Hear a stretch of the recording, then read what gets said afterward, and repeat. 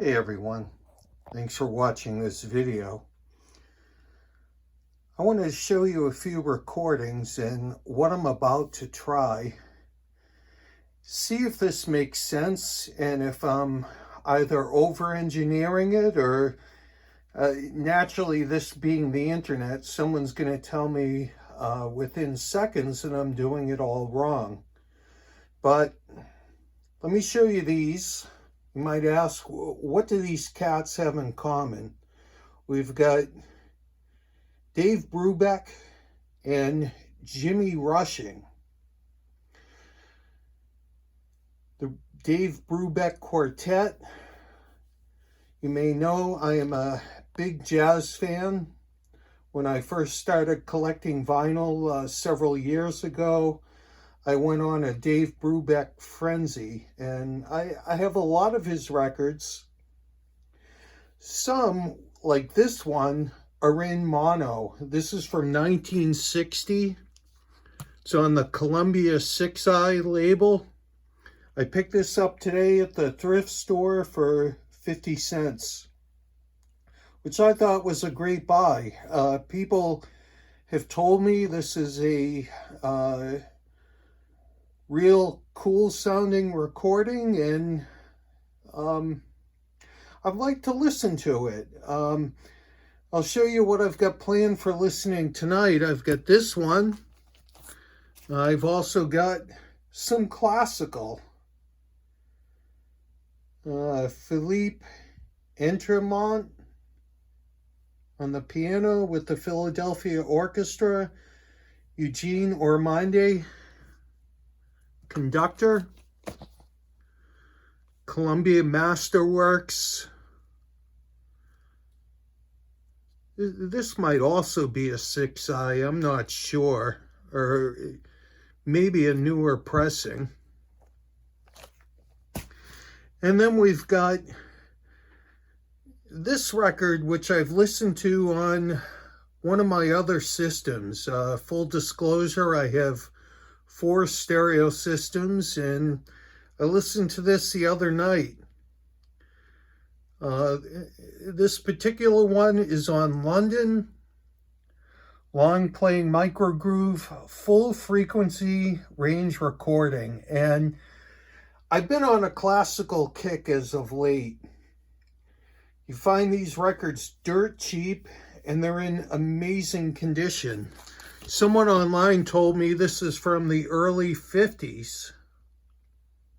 So even older than I thought. I thought it might have been from the late 50s, and it sounds spectacular. They call it the final piece, Night on the Bear Mountain. You may know it from Fantasia, and I think they called it Night on Bald Mountain. One and the same, probably something lost in the translation, but let me show you what's under this record and what we're going to do with it. So,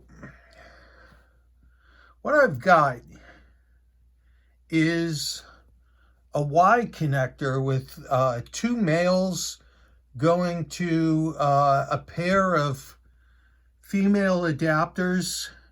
You've got this side of the Y going into a female single, which in turn goes to 2 phono plugs.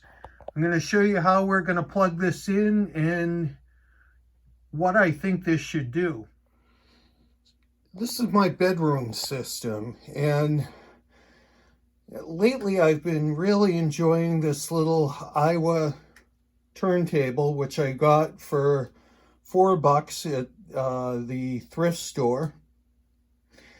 And it is plugged in to my beloved Onkyo TX810 receiver from late 80s, early 90s. It's a great receiver. However, the preamplifier does not have a mono/stereo button. So we work around it, and I'll show you what I've done here. Close this up for a minute. get around these records. The Iowa has wired into it built-in left and right signal cable. So we've got the output going to this Y with the adapters, and it's feeding down into those two.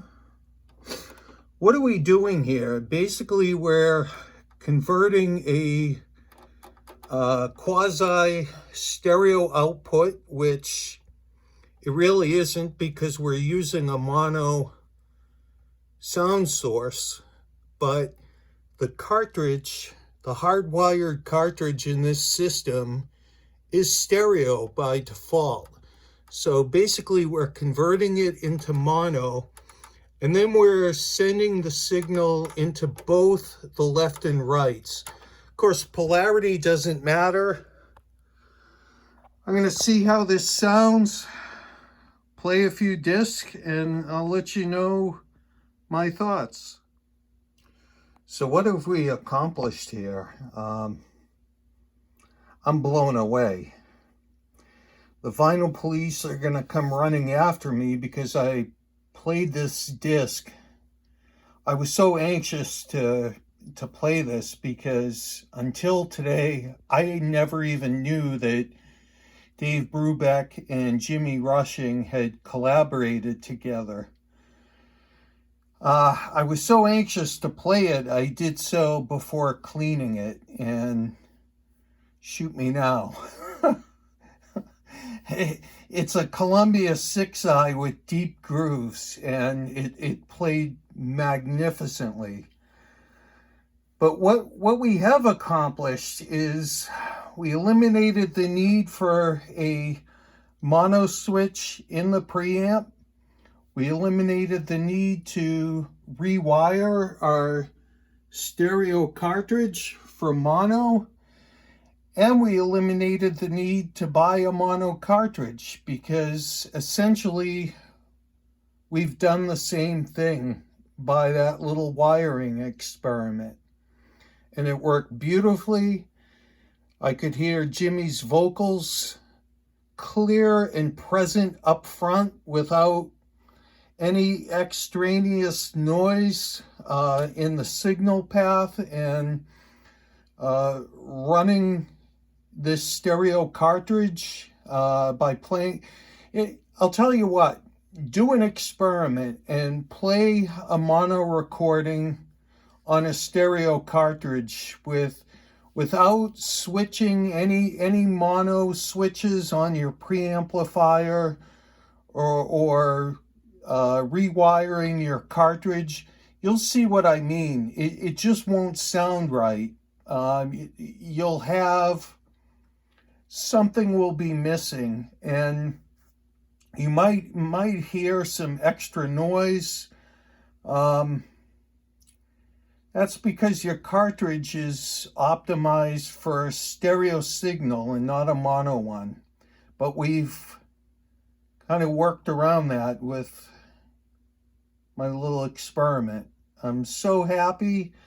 I'm going to listen to side 2 and listen to those classical records, and hope you learned something with this video. I just learned something, and it works like a charm. Happy listening. Take care for now.